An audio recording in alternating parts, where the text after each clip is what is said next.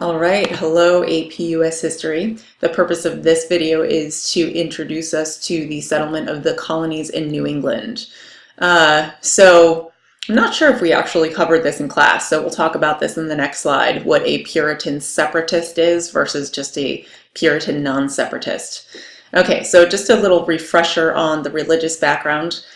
We talked about Calvinism in class. Of course, we remember it from European history last year, but essentially Calvinism is founded by John Calvin, right? He wrote his Doctrine of the Calvinist Faith, Institutes of the Christian Religion in 1536. One of the very significant tenets of Calvinism is the notion of predestination, or the idea that your salvation or lack thereof has been established before your life has even begun, really. So nothing that you do within your life will save you, right? So essentially, as it contrasts with Catholicism, where remember indulgences, right? The idea that one could buy their way into heaven or salvation. Predestination did not subscribe to that idea. I noticed a little typo here. That should be purify, right? So, basically this is what distinguishes Puritans from the original Calvinists, right? Because of the English Reformation, many Puritans believed that the Anglican Reformation was sort of just a very cheap, watered down form of Reformation that was too similar to the Catholic Church. Puritans also felt that some of the introduction of Protestant reforms were really slow to come to England, so they did not like that. Also, of course, Puritans are experiencing some pretty significant persecution in their homeland in England. In particular, what you're going to see is that in the 1620s, when Charles I becomes king, he, if you remember from last year, he dismisses Parliament in 1629. And this is actually going to trigger a huge migration of Puritans to New England, basically, because the general sentiment in England was very anti-Puritan. Okay, so what's a separatist? So a separatist not only believes in all the values of Puritanism, but they also believe that the Puritans should actually be formally separated from the Church of England. Okay, and then there are non-separatists who actually believe that purification of the church can take place within the Anglican Church. So that's a key difference there. Just a little side thing here. Puritans, you might remember this from our study of Oliver Cromwell last year.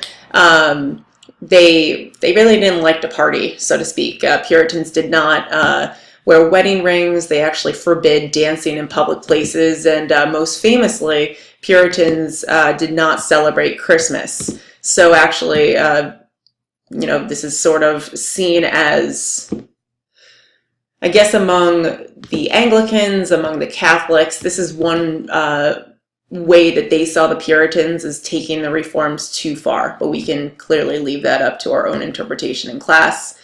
So this is interesting because it shows us the different places in England where the largest Puritan migrations originated.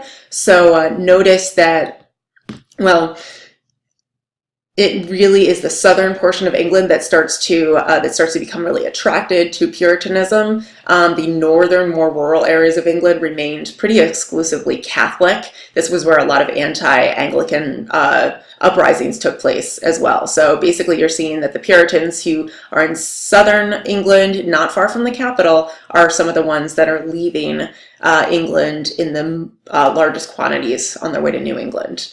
Okay, so you're probably somewhat familiar with the story of the Mayflower, but again, as a refresher, the Mayflower had 102 passengers, and they were a mixed group of separatists and non-separatists.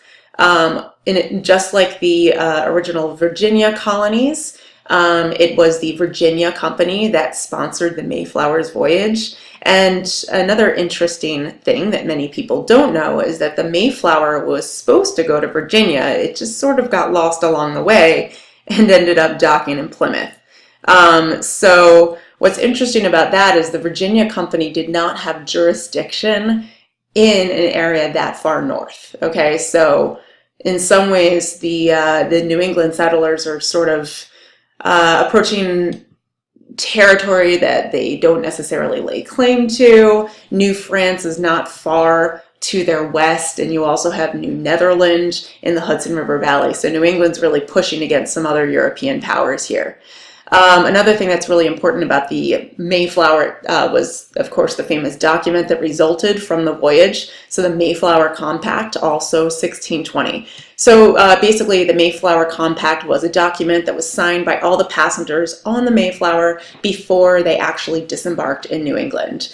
So some important elements that we should think of, especially in terms of causation or even in terms of periodization, continuity, and change. Let's think about the Mayflower Compact as a really important early document, right? So, essentially it's not a constitution. Some people make that mistake. But what the Mayflower Compact did say was that the people on the Mayflower had the right to form a crude government, right? A government that was subject to majority rule, which was very significant.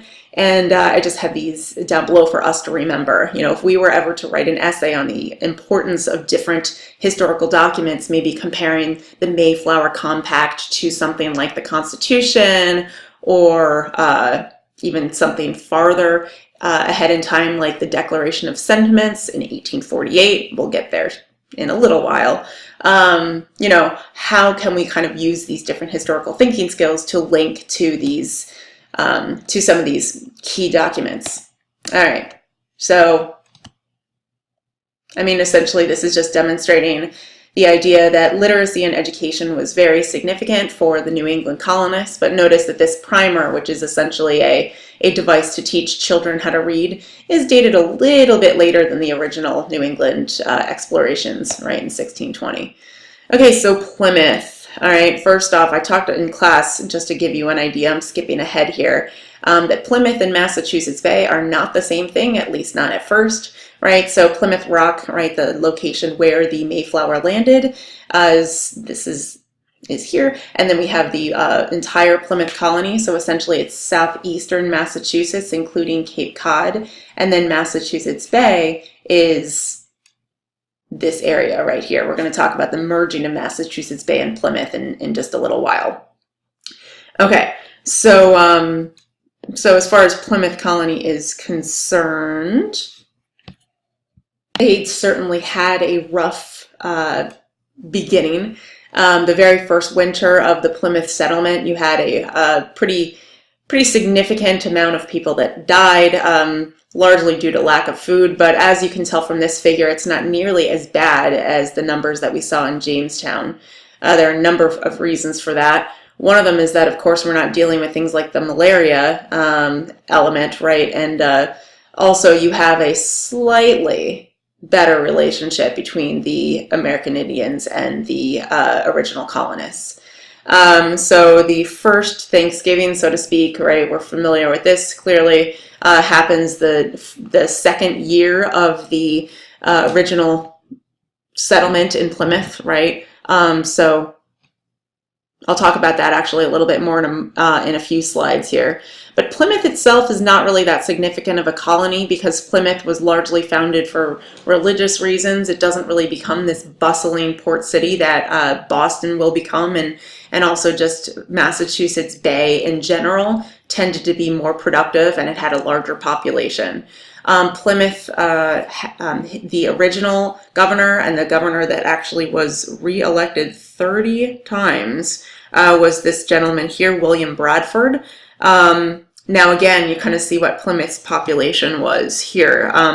Many years into the settlement of Plymouth, the population was only about 7,000. So really Plymouth did not grow that significantly. This should say Massachusetts Bay, right? In 1691, that same year, right, that's when Plymouth and Massachusetts Bay merge, and then it all becomes Massachusetts, right? So, okay, so essentially we see here that New England is going to grow pretty rapidly, right? I mean, remember that Plymouth was established in 1620, and 15 years later already, look, we're seeing so many of the different cities that we know well here in Connecticut are founded. Of course, well, as close as we can get to where we are in Stamford. There we go, Greenwich, 19 years after the establishment of Plymouth, right? And you can clearly pause this and take a look at this map for yourself.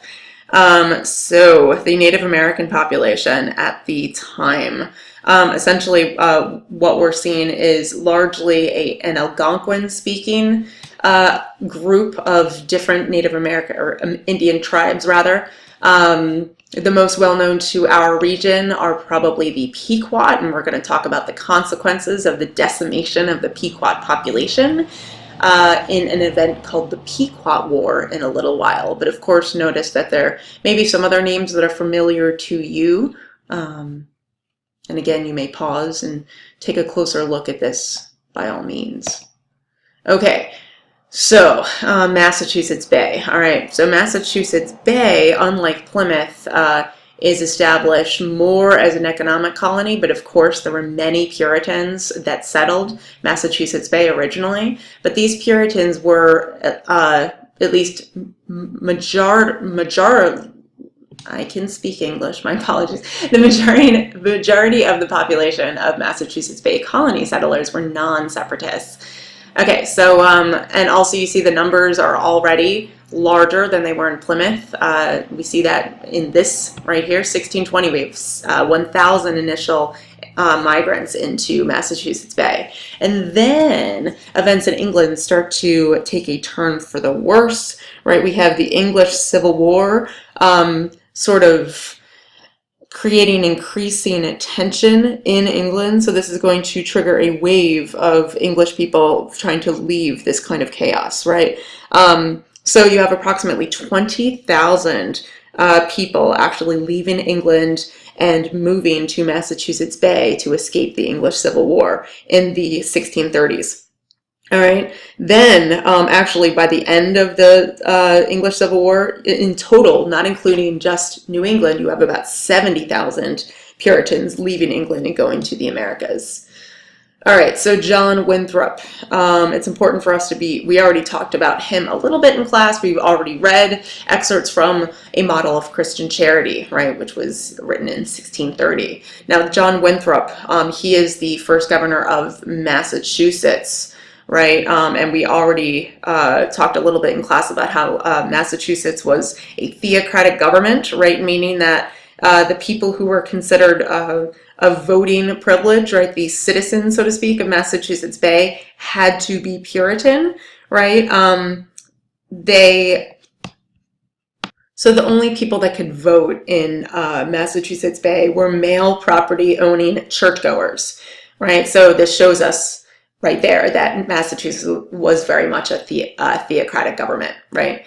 Again, just like William Bradford, we see a really long tenure for John Winthrop.